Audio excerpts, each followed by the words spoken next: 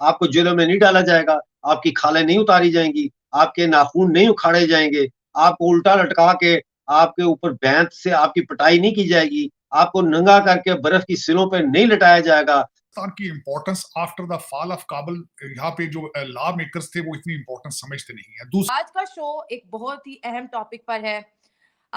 पाकिस्तान के आज़ाद कश्मीर के जो एक्टिविस्ट हैं सज्जाद राजा, प्रोफेसर सज्जाद राजा का एक इंडियन चैनल के ऊपर एक वीडियो वायरल होता है जिसमें वो कहते हैं कि हमें पाकिस्तान के साथ नहीं रहना है। हमें तो ऐसा लगता है कि जो पाकिस्तान का जो पासपोर्ट है ये हमारे गले का जो है तोप है। वहां से पानी इंपोर्ट किया है बहुत ज्यादा क्वांटिटी के अंदर, और उसके बाद उनके जो मजीद उनके साथ चाइना के साथ रिलेशनशिप, और उनके जिस तरीके से उन्होंने भारत के लोगों को भी वहां से निकाला, जो आर्मी के जो ट्रेनर थे या पायलट थे जो भी। आज वही सज्जाद राजा साहब जो है पूरी दुनिया के सामने खड़े होकर कह रहे हैं कि पाकिस्तान का पासपोर्ट हमारे गले का टॉक है और हमें जो है हम बाय डिफॉल्ट, ये मेरी लैंग्वेज है, बाय। नमस्कार दोस्तों, पीओ के एक एक्टिविस्ट है साजिद राजा, जो कि पाकिस्तान की बहुत ही मुखालफत करते थे पहले। जो पीओके वाला रीजन है वहाँ पर ही रहते हैं, जो कि भारत का हिस्सा है। ये कह रहे हैं कि हम पाकिस्तान का जो पासपोर्ट है वो हमारा नहीं है, हमें इंडिया के साथ रहना है। आप देखिए इस वीडियो में। आज का शो एक बहुत ही अहम टॉपिक पर है। पाकिस्तान के आज़ाद कश्मीर के जो एक्टिविस्ट हैं सज्जाद राजा, प्रोफेसर सज्जाद राजा का एक इंडियन चैनल के ऊपर एक वीडियो वायरल होता है जिसमें वो कहते हैं कि हमें पाकिस्तान के साथ नहीं रहना है। हमें तो ऐसा लगता है कि जो पाकिस्तान का जो पासपोर्ट है ये हमारे गले का जो है तोप है। और साथ साथ उन्होंने कहा कि इंडिया जो है हमें एनआरआई दे, क्योंकि बाय डिफॉल्ट हम इंडियन सिटीजन हैं और हमें नहीं रहना पाकिस्तान के साथ। हमारे शो पर इस वक्त मौजूद है डॉक्टर अमजद अयूब मिर्जा। डॉक्टर साहब, थैंक यू सो मच हमें ज्वाइन करने के लिए। Thank you very much for having me. Doctor साहब, ये तो वही बातें हैं जो कि आप करते रहे हैं, ये वही बातें हैं जो कि आपने बहुत बार अपने आर्टिकल्स में लिखी। आपके बाद एक दूसरी आवाज उठ रही है, इस पे क्या कहेंगे आप? सबसे पहले तो बहुत शुक्रिया कि आपने इतने हसास मौजू के ऊपर जो है प्रोग्राम करने की जरूरत की है। वैसे तो आप बड़ी जरूरत वाली हैं। और ये देखिए, अब मैं कितने सालों से जो बातें कर रहा हूँ अब वो जुबान ज़द-ए-आम हो रही हैं, क्योंकि वक्त ने साबित किया है कि जो मैं कह रहा था वो सही है। ये जो सज्जाद राजा साहब हैं, ये भी एक पीओजे के एक्टिविस्ट हैं और इनका ताल्लुक भी जो है वो मीरपुर से है। और ये बेसिकली यूके में रहते हैं और इन्होंने बड़ा काम किया है कश्मीर की आज़ादी के हवाले से। लेकिन पहले ये खुद मुख्तार कश्मीर और आज़ाद रियासत के हामी थे। लेकिन अब आहिस्ता आहिस्ता उनको समझ आ रही है कि जो है वो इसका वाहिद हल जो है वो यही है कि हम हिंदुस्तान में शामिल हों। और ये मुतालबा मैंने बड़े अरसे से ये मुतालबा कर रहा हूँ कि हम लोग बाय डिफॉल्ट ये वोकैबुलरी ही मेरी दी हुई है। और ये सज्जाद राजा साहब का 2019 में सितंबर में जलसा हुआ था, यानी 2000 अगस्त में ये जो है 370 खत्म हुआ। अगस्त के बाद अगला महीना सितंबर था, तो वहाँ लीड्स में जलसा हुआ था और मैं उस जलसे में था। और मैंने सबसे पहली तकरीर जो की वहाँ पे, उसमें मैंने यही बात की थी कि हम लोग अब सब बाय डिफॉल्ट भारतीय शहरी हैं, कोई माने या ना माने। उस पर बड़ी खप मची, बड़ा शोर मचा। फिर राजा साहब को आके वहाँ माजरत करनी पड़ी। उन्होंने कहा जी ये डॉक्टर साहब के अपने विचार हैं।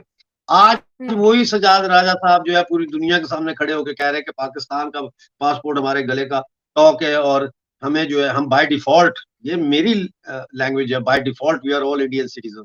तो मुझे बड़ी खुशी है कि सज्जाद राजा साहब जो है इस वक्त United nation human right council के सेशन में भी गए हैं और बहुत सारे साथी साथ लेके गए हैं। और वहाँ उन्होंने बड़ी अच्छी तकरीरें की हैं और उन्होंने हमारा जो मौकफ है पीओजेके के लोगों का, उसको बहुत अच्छे तरीके से सामने रखा है। जी डॉक्टर साहब, सवाल यहाँ पे ये पैदा होता है कि कश्मीर 75 साल तो हो गए पाकिस्तान के साथ रह रहे हैं, तो अब जो एक्टिविस्ट है ऐसे अल्फाज आखिर कश्मीर के लिए क्यों यूज करें? पहले तो ये चीज होती थी कि भारत कश्मीरियों पर जुल्म कर रहा है, अब ये हो रहा है कि पाकिस्तान कश्मीरियों पर जुल्म कर रहा है, तो कश्मीरी चाहते क्या है? देखें, ये मसला सिर्फ कश्मीरियों का नहीं है। कश्मीरी तो वो हैं जो वादी में रहते हैं, उसके बाद जम्मू वाल हैं, लद्दाखी हैं, गिलगित बल्ती हैं, पहाड़ी लोग हैं, बकरवाल हैं, बहुत सारी कौमें हैं। तो वो कश्मीर का एक लेबल लग गया है। मसला ये है कि अब तक पिछले 70 72 75 साल तक पाकिस्तान ने मीडिया बंद रखा हुआ था, पाकिस्तानी ऑक्युपाइड जम्मू कश्मीर और गिलगित बल्तिस्तान का। और एक ही चीज बम्बार्ड कर रहे थे कि इंडिया ने कब्जा किया है, इंडिया ने कब्जा किया है। सोशल मीडिया ने लोगों को मौका दिया कि उनको तारीख की हकीकी जानकारी मिले। और फिर लोगों को जब ये पता चला कि पाकिस्तान की importance after the fall of Kabul, यहाँ पे जो लॉ मेकर्स थे वो इतनी इंपॉर्टेंस समझते नहीं है। दूसरा, अमेरिका की अपनी इकोनॉमी, अमेरिका की अपनी वीक फॉरेन पॉलिसी, और फिर उसके बाद दुनिया के बड़े बड़े मसाइल, जिस तरह मसाइल से मुराद ये है कि यूक्रेन वार, सारी अटेंशन और पैसा अमेरिका का सक वो कर गए। फिर उसके बाद सबसे बड़ा दूसरा मसला इस वक्त चल रहा है जो इजराइल वार है, तो उसमें जब देखा जाता है उस तनाजर से, तो फिर आपकी इंपॉर्टेंस बहुत कम रह जाती है। एक तो सबसे बड़ी वजह है। तीसरी बात यह है, बाइडन साहब मेरा ख्याल है फोन करने की सलाहियत भी नहीं रखते, लेटर किसी ने लिख दिया होगा, वो भी हो सकता है कोई इंडियन नजादी हो, क्योंकि इस वक्त उनके स्पीच राइटर और सारा जो कुछ हुआ है। अब मैं उसमें बताना चाहूंगा कि इस वक्त आपके रीजन में नई डेवलपमेंट्स क्या हो रही है। आपके नई डेवलपमेंट्स जो है चीमा साहब, दो चार बड़ी सीरियस दो चार चीजें हुई हैं जिसकी वजह से मैं समझता हूं अमेरिका भी कंसर्न है और भारत को भी कंसर्न होना चाहिए। और जयशंकर साहब जो फिलिपाइन गए हैं, ये भी एक कंसर्न है, वो सारा उसी का हिस्सा है, सिंगापुर और फिलिपाइन। दो सबसे बड़ी चीजें ये हुई हैं कि मालदीव ने चाइना के साथ कल बड़ा सरप्राइज दिया इंडिया को, जो वहां से पानी इंपोर्ट किया है बहुत ज्यादा क्वांटिटी के अंदर, और उसके बाद उनके जो मजीद उनके साथ चाइना के साथ रिलेशनशिप, और उनके जिस तरीके से उन्होंने भारत के लोगों को भी वहां से निकाला, जो आर्मी के जो ट्रेनर थे या पायलट थे, जो भी, एक तो वो कंसर्न है इस वक्त अमेरिका को भी, अमेरिका वॉच कर रहा है।